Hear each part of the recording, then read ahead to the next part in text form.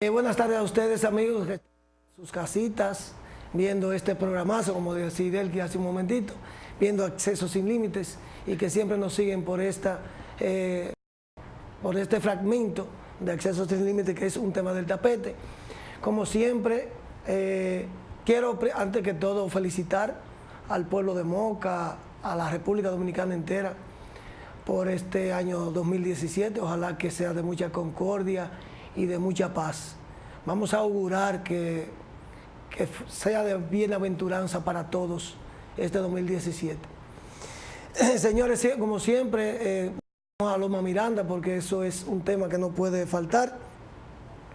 ¿Cuándo va a ser que vamos a reintroducir la ley para declarar a Loma Miranda Parque Nacional, que es un tema de los tantos temas pendientes que tiene el gobierno dominicano? Porque usted sabe que fue una decisión del presidente de la República devolver esa ley, o sea, la devolvió, y entonces estamos esperando que se haga digno de ser el presidente de los dominicanos y vuelva a someter esa ley y se proclame a Loma Miranda Parque Nacional. No hay otra manera de hacer eso.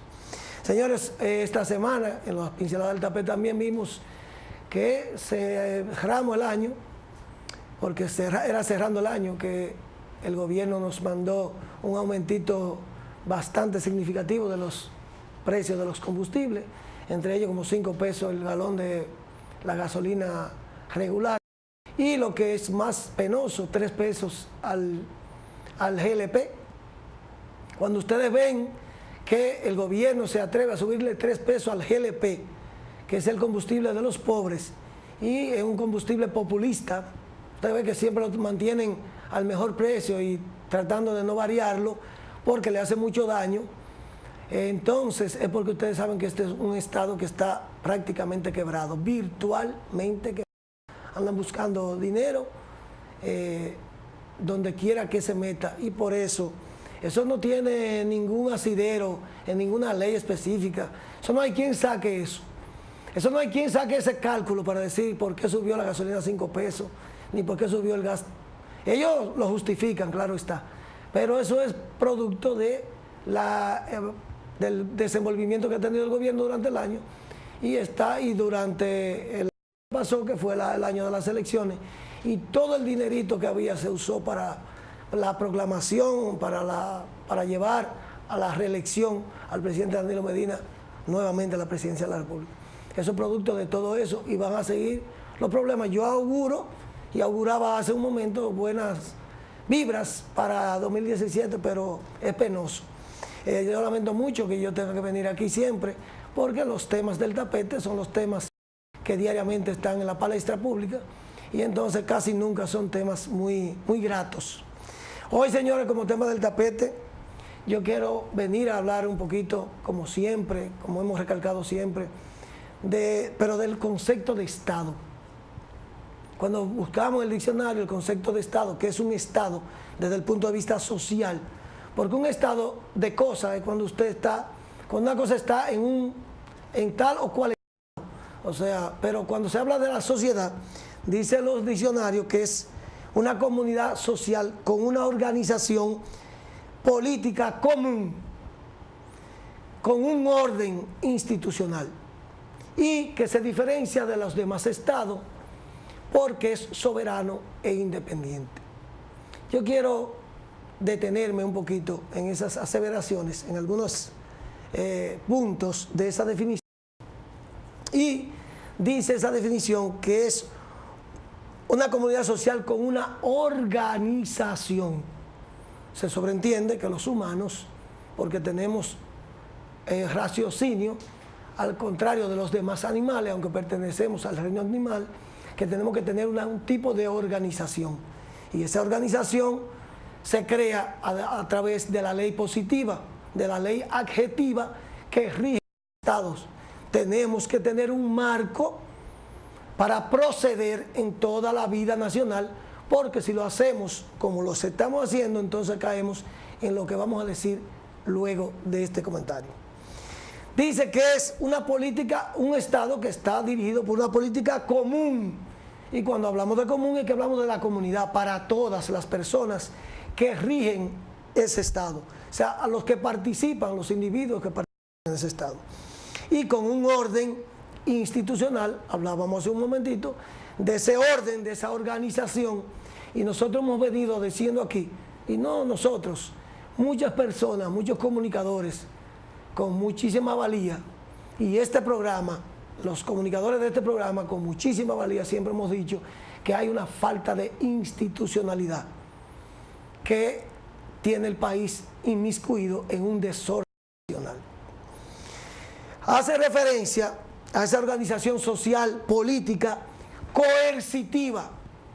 Coercitiva, cuando hablamos de coerción, hablamos de la ley, cuando la ley penaliza las cosas que no se pueden hacer, porque no podemos vivir como los chivos sin ley.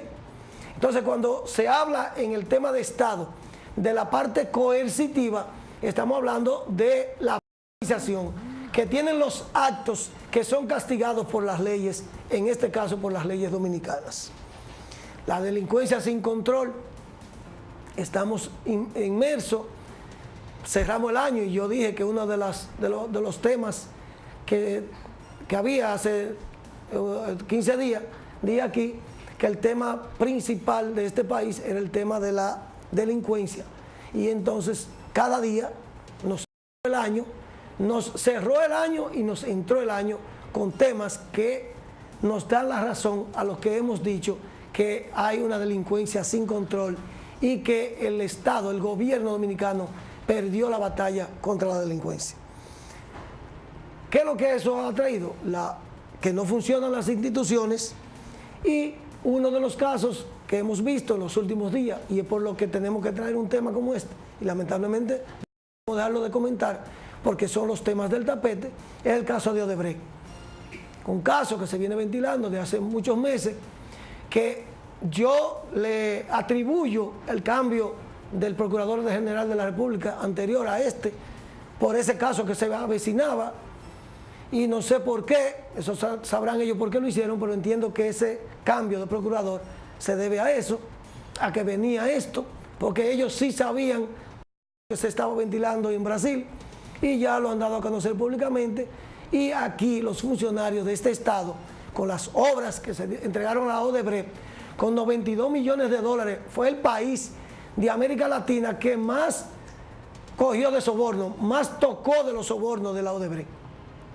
Y ha quedado plenamente demostrado, por ejemplo, para muestra vale un botón, que la planta que se está haciendo en Salinas, esa planta solamente se sobrevaluó en más de 1.000 millones de dólares.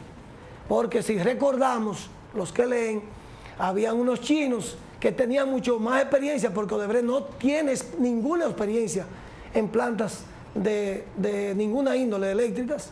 Sin embargo, se tomó como la mejor opción a Odebrecht para que hiciera esa empresa, y ya sabemos por qué era porque la sobrevaluaron ellos, porque ahí hay sobrevaluación para poder pagar los sobornos, hay por supuesto que sobrevaluar. Dice Odebrecht misma que ellos se ganaron alrededor de 163 millones de dólares en la República Dominicana.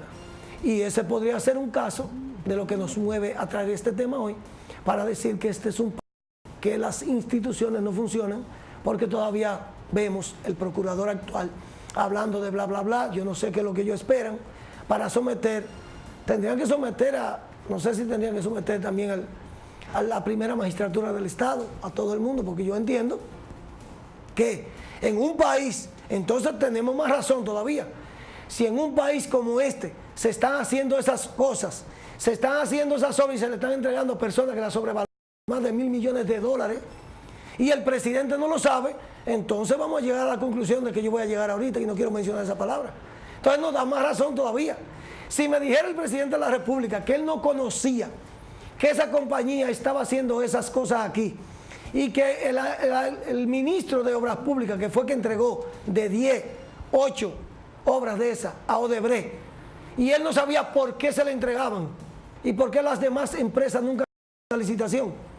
Si me dice el presidente eso, entonces yo le digo que entonces tenemos más razón para concluir en lo que vamos a concluir dentro de un momento.